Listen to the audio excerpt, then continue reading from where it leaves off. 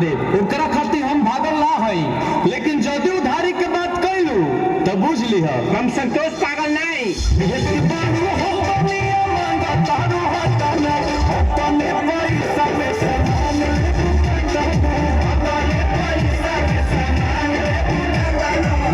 जानत हुआ कि हम ग्रेड ए पर नहीं।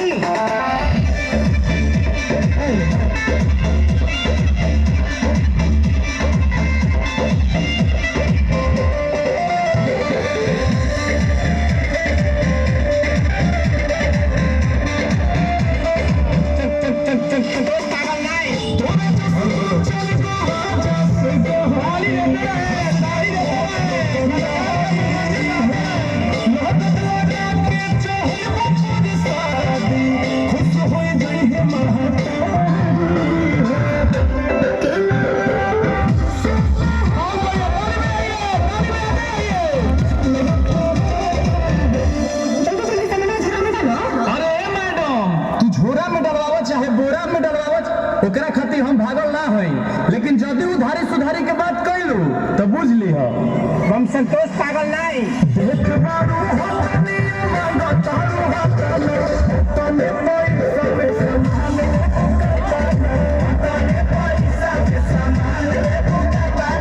मालूम ना एक फट एको भाषा ना बोलबा कोनो विषय में।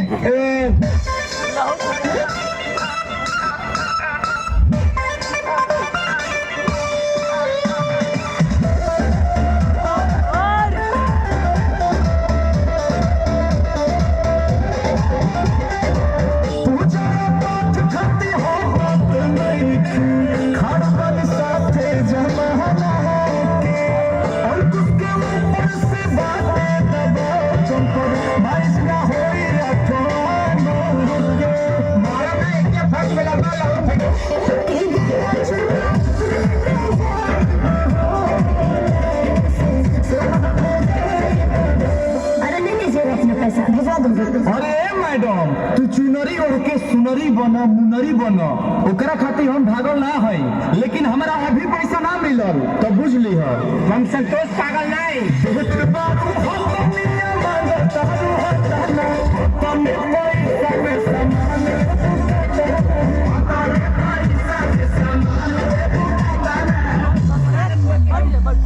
ग्रेड ए पर नहीं। बहुत ही बढ़िया प्रोग्राम, बहुत ही जोर से तालियों।